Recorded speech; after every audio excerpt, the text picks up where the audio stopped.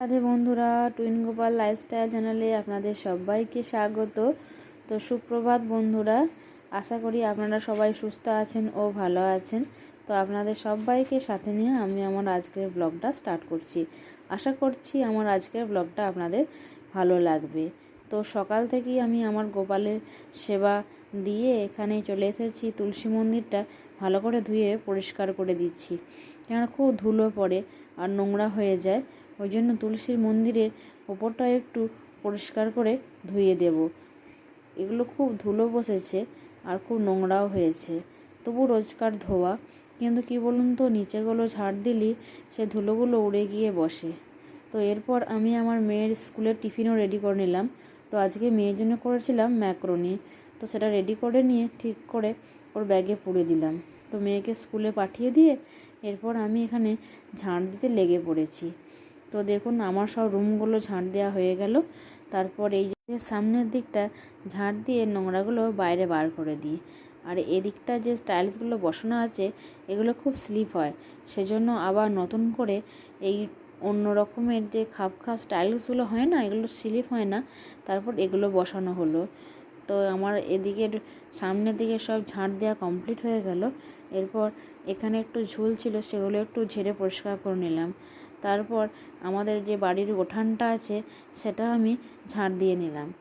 তারপর যে বাসি ফুলের পেতেটা ছিল সেটা তুলে দিলাম। এবং দেখবেন, ঝাঁট দিতে দিতে এখানের জিনিস সেখানে সরিয়ে রেখে রেখে ঝাঁট দিতে সকালবেলা কিন্তু অনেক দেরি হয়ে যায়। আর বাড়ির যে পরিষ্কার করার কাজ সেটা কিন্তু হয় এই ঝাঁট দেওয়ার মাধ্যমে। তাই প্রথমে সকালবেলায় বাসি কাজ বলতে এই ঝাঁট দিয়ে পরিষ্কার করাটাই আমার মনে হয় সবচেয়ে বেশি আগে দরকার। কারণ ঝাঁটপাট দেওয়া হয়ে গেলে বাড়িঘর অনেকটাই পরিষ্কার পরিচ্ছন্ন দেখতে লাগে। আমাদের বাড়ির যা চারদিকের এরিয়া, সকালে ঝাঁটপাট দিতেই আমার অনেকটা সময় লেগে যায়।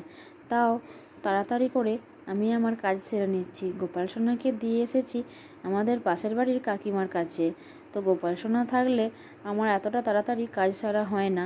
তো গোপাল সোনা যদি কেউ দেখাশোনা করে তাহলে আমি আমার হাতের কাজগুলো খুব তাড়াতাড়ি সেরে নিই। তো ঝাঁটপাট আমার দেওয়া পুরো কমপ্লিট। তারপর আমি এখানে ডাইনিংটা মুছে নিচ্ছি। তো এই রোজকার মোছামুছি, ধোয়া আর ঝাঁটপাট দেওয়ার কাজগুলো কিন্তু সকালবেলায় না সারলে মনে খুব একটা তৃপ্তি হয় না। বাড়ি ঘর যত পরিষ্কার চকচকে থাকবে দেখবেন নিজেরও খুব ভালো লাগে। আর হঠাৎ করে বাড়িতে কোনো অতিথি চলে এলে তখন কোনো অসুবিধা হয় না। তো আমার এদিকে ঝাঁট দেওয়া, মোছা, এদিকের বাসি কাজগুলো সব সারা হয়ে গেল। তো এরপর আমি সব রুমগুলো একের পর এক মুছে নিলাম। তো এই ডান্ডা দিয়ে মুছলে দেখবেন খুব তাড়াতাড়ি মোছা যায়। তো আমি সেজন্য এই সকালবেলায় ডান্ডা দিয়ে তাড়াতাড়ি করে মুছে নিই। তারপর অন্যান্য সময় যখন মুছতে হয় তখন হাত দিয়ে মুছে ফেলি। তো এদিকে আমার মোছা হয়ে গেল।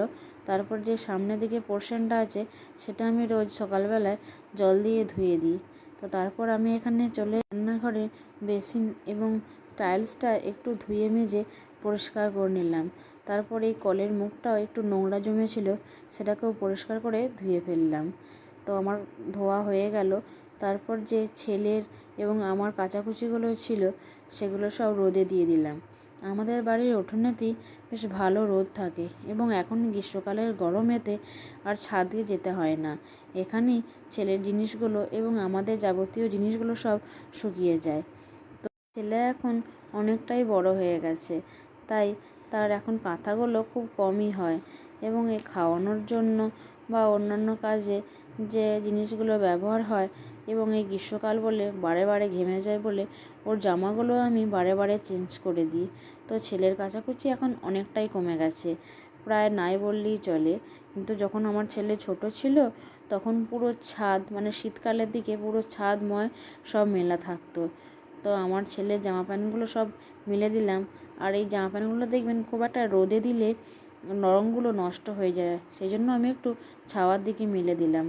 দাওয়ার দিকটা একটু ছাওয়া আছে, সেখানে আমার কাপড়টা দিয়ে দিলাম। এখন যা রোদের তাত, রোদের তাতেতেই সব শুকিয়ে যাবে, এগুলো নষ্ট হয়ে যাবে না।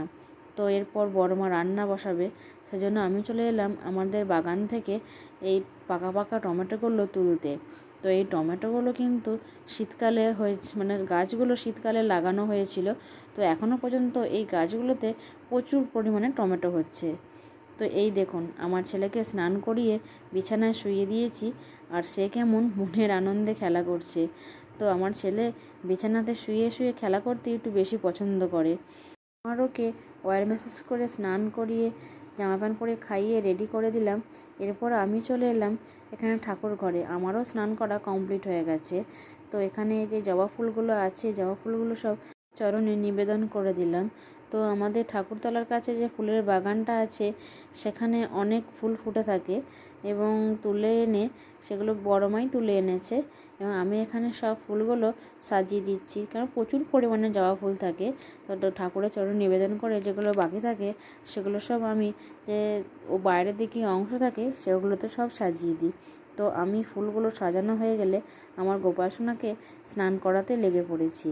তো আমার গোপাল সোনারা আজকে স্নান করবে, তো সব ঠিকঠাক করে নিয়ে আমার গোপাল সোনাকে আমি স্নান করিয়ে দিলাম। তো স্নান করানো হয়ে গেলে একে একে ওদের গাগুলো সব পরিষ্কার করে মুছিয়ে দিলাম। তো আমার গোপাল সোনারা এই গরমের দিনে স্নান করতে কিন্তু খুব ভালোবাসে। আর কার না এই গরমের দিনে স্নান করতে ভালো লাগে বলুন। তো আমার গোপাল সোনাকে স্নান করানো হয়ে গেলে আমি এখানে আমার গোপাল সোনার বাপি গোপাল সোনার জন্য এনেছে রজনীগন্ধার মালা। তো সেই মালাগুলো আমি এবার একে একে প্রথমে রাধা গোবিন্দের যে পিতলের মূর্তিটা আছে সেটাতে পরিয়ে দিলাম, তারপর আমার গোপাল সোনাকে দিলাম, আর আমাদের যে একটা জগন্নাথ দেবের মূর্তি ছিল তাতে দিলাম, আর এখানে মা লক্ষ্মীকে এই মালাটা দিয়ে দিলাম। তো আমার মালা দেওয়া পুরো কমপ্লিট হয়ে গেল, দেখুন কেমন লাগছে। তো এরপর দেখুন আমার কাজ আবার বেড়ে গেল। তো আমার ছেলে বিছানায় খেলতে খেলতে একটু নোংরা করে ফেলেছে, বুঝতেই পারছেন ছোট ছেলের ব্যাপার। তো এই বিছানার চাদরটা দেখুন খুব সুন্দর দেখতে, এটা আমার খুব পছন্দের একটা চাদর। কেননা এর উপর দেখুন একটা বিলুপ্ত প্রায় পাখির ছবি দেওয়া আছে, সেটা হচ্ছে চড়ুই পাখি। তো আমার এখন তার দিদিয়ার কাছে অন্য রুমে খেলা করছে, আর সেই ফাঁকে আমি আমার বিছানার চাদরটা পাল্টে নিচ্ছি। তো এমনি আমি বিছানার চাদর দুদিন ছাড়া ছাড়া পরিবর্তন করি। তো কদিন আগেরটা পরিবর্তন করেছিলাম। বিছানার চাদরও কিন্তু একটা রুমের সৌন্দর্য অনেকটাই বৃদ্ধি করে। তো সাদার ওপরে এই পাখির আর এই লতা পাতার ডিজাইনটা কিন্তু চাদরটার ওপরে খুব সুন্দর খেলেছে, আর দেখতেও খুব সুন্দর লাগছে। এই বেডশিটটা আপনাদের কেমন লেগেছে আমাকে কিন্তু অবশ্যই কমেন্ট করে জানাবেন। তো এখন দুপুর হয়ে গেছে, এরপর আমাদের খাওয়ার সময়ও হয়ে গেছে। তো বন্ধুরা, আমার ভিডিও আপনাদের কেমন লেগেছে আমাকে কিন্তু অবশ্যই কমেন্ট করে জানাবেন, আর এবং আমার চ্যানেলটি অবশ্যই একটি লাইক এবং সাবস্ক্রাইব করে দেবেন। তো আমার আজকের ভিডিওটা এই পর্যন্তই, আবার দেখা হচ্ছে নেক্সট ভিডিওতে। রাধে রাধে।